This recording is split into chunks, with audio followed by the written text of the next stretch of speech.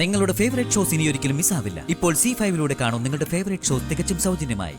ഋതുമോളെ, പ്രതാപേട്ടൻ പ്രത്യേകം പറഞ്ഞു. ഞാൻ പറയാം യാമിനി.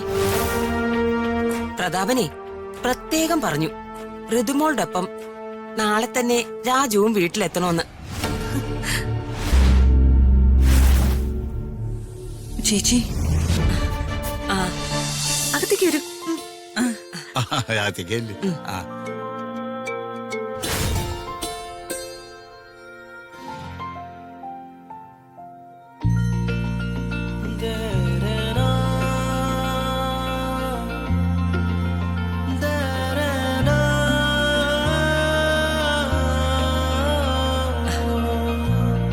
ഋതുമോൾക്കും രാജുവിനും ഈ വീട്ടിൽ താമസിക്കാൻ ബുദ്ധിമുട്ടാണെങ്കിൽ പറഞ്ഞാ മതി.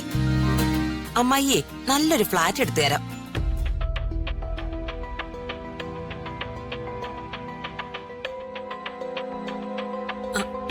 അയ്യോ, ഋതുവും രാജു എന്ന് പറഞ്ഞാ ഞാൻ ഉദ്ദേശിച്ചതേ നിങ്ങളെ എല്ലാവരെയാണ് കേട്ടോ. അതിന്റെ ആവശ്യമൊന്നും ഇല്ല അമ്മായി, ഞാനിവിടെ ഹാപ്പിയാ. എന്നാ ശരി, ഋതുമോളുടെ ഇഷ്ടം പോലെ. പിന്നെ ഞങ്ങള് വന്നതെന്തിനാണെന്ന് മനസ്സിലായോ? യാമിനി, നീ പറ. ചേച്ചി പറഞ്ഞോളൂ. ഋതുമോളെ, അടുത്ത ദിവസം നിന്റെ ചെറിയച്ഛന്റെയും ചെറിയമ്മയുടെയും വെഡിങ് ആനിവേഴ്സറി ആണെന്ന് അറിയാലോ. എല്ലാ വർഷത്തെയും പോലെ ഈ വർഷവും ചെറിയൊരു ആഘോഷം. ഋതുമോളെ ഫംഗ്ഷന് ക്ഷണിക്കാൻ വന്നതാ ഞങ്ങള്.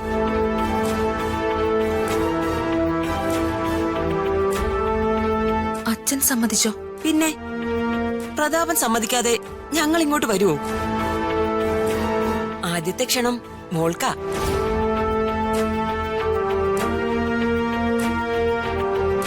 ഋതുമോളെ, പ്രതാപേട്ടൻ പ്രത്യേകം പറഞ്ഞു.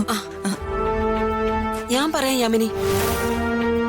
പ്രതാപനെ പ്രത്യേകം പറഞ്ഞു ഋതുമോളുടെ ഒപ്പം നാളെ തന്നെ രാജുവും വീട്ടിലെത്തണമെന്ന്. ചേച്ചി, ഫംഗ്ഷനെ നിങ്ങൾ അച്ഛനും അമ്മയും സഹോദരിമാരും ഒക്കെ എത്തണം കേട്ടോ.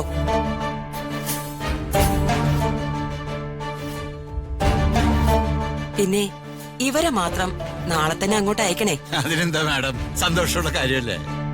യാമിനി, വാ നമുക്ക് പോവാം. ഇനി ഒരുപാട് പേരെ ക്ഷണിക്കാനുള്ളതാ. ശരി. ഋതുമോളെ, ഇതാ ഇപ്പോ ഇങ്ങനെ നിന്നാലോ? നിങ്ങൾ ചെറിയമ്മയ്ക്കും മോക്കും നാളെ വീട്ടിൽ വെച്ച് എത്ര വേണോ സംസാരിക്കാലോ. യാമിനി വാ. എങ്കി ശരി, ഞങ്ങൾ ഇറങ്ങുവാണേ. എല്ലാവരും എത്തിയേക്കണം കേട്ടോ. യാത്ര അയക്കാനൊന്നും ഇറങ്ങി വരണ്ട. അങ്ങനെയുള്ള ഫോർമാലിറ്റീസ് ഒന്നും എനിക്കിഷ്ടമല്ല.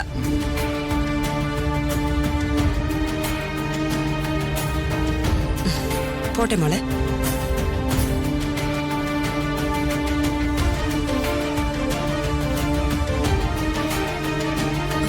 വന്നേ.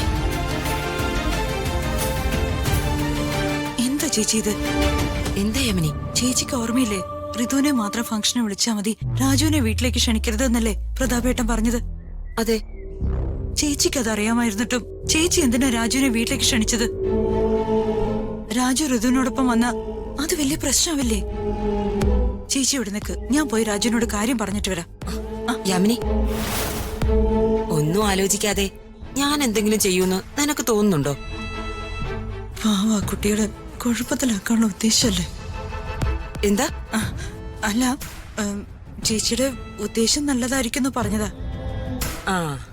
യാമിനി, ഋതികയെ മാത്രം ക്ഷണിച്ച് രാജുവിനോട് വരണ്ടാന്ന് പറഞ്ഞ അത് മര്യാദയാണോ? രാജു എന്ത് വിചാരിക്കും? അവന്റെ അച്ഛനമ്മമാരെന്ത് വിചാരിക്കും? പ്രതാപനെ ഞാൻ പറഞ്ഞ് മനസ്സിലാക്കിക്കോളാം. നീ ധൈര്യമായിട്ടിരിക്കേ. ശരി ചേച്ചി. എങ്കി നീ വാ.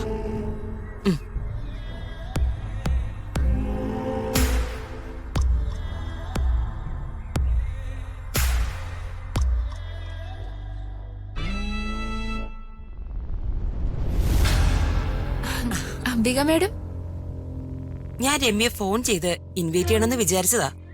എന്തായാലും ആള് നേരിട്ട് വന്നല്ലോ. എന്താ മാഡം വിശേഷം? യാമിനിയുടെയും ശേഖരന്റെയും വെഡിങ് ആനിവേഴ്സറിയാ. ആഹാ, ചെറിയൊരു ആഘോഷം. രമ്യയും എത്തിയേക്കണം കേട്ടോ. തീർച്ചയായും. ഉം. Yamini madam, advance wishes. Thank you Ramya. ശരി, എന്നാ ഞങ്ങൾ ഇറങ്ങട്ടെ. ശരി മാഡം. ഉം.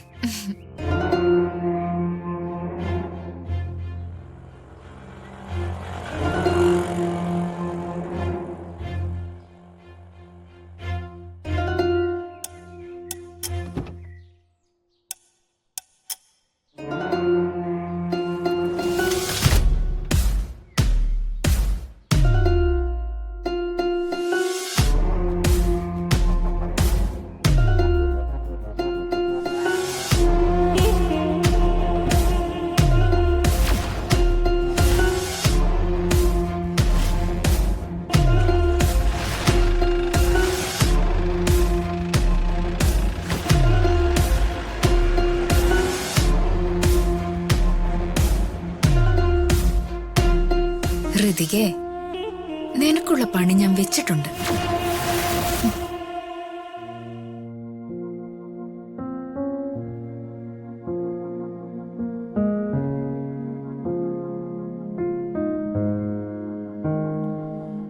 ഗസ്റ്റുകളൊക്കെ വരുന്ന ഫംഗ്ഷൻ അല്ലേ, അപ്പോ കുറച്ച് ഓർണമെന്റ്സ് എടുത്തേക്കാം. അല്ലെങ്കിൽ അമ്മായി അത് പറഞ്ഞ് വഴക്കുണ്ടാക്കും.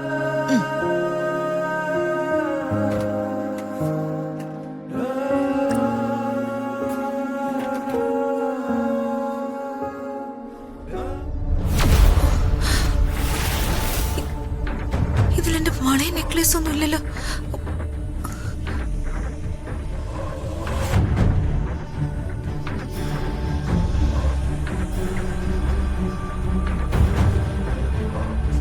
ദൈവമേ, ഇതെവിടെ പോയി? ഞാൻ എന്ത് ചെയ്യും?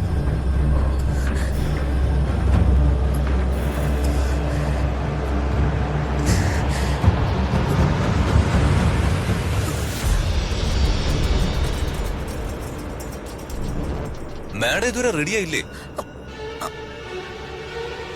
എന്തു പറ്റി മാഡം? എന്തോ ഒരു ടെൻഷൻ പോലെ.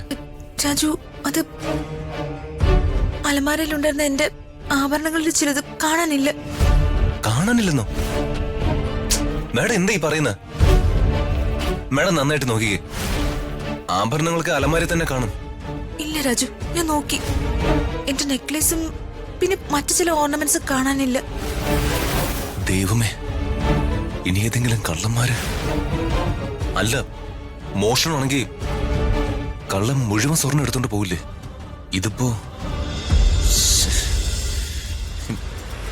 അമ്മേ, അമ്മേ,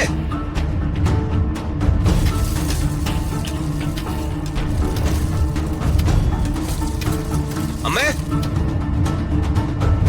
അമ്മേ. എന്തിനാടാ നീ ഇങ്ങനെ വിളിച്ചു പോകുന്നേ? എന്താ മോനെ, എന്തു പറ്റി? അമ്മേ, ഋതിക മാഡത്തിന്റെ ആഭരണങ്ങളിൽ ചിലത് കാണാനില്ലെന്ന്.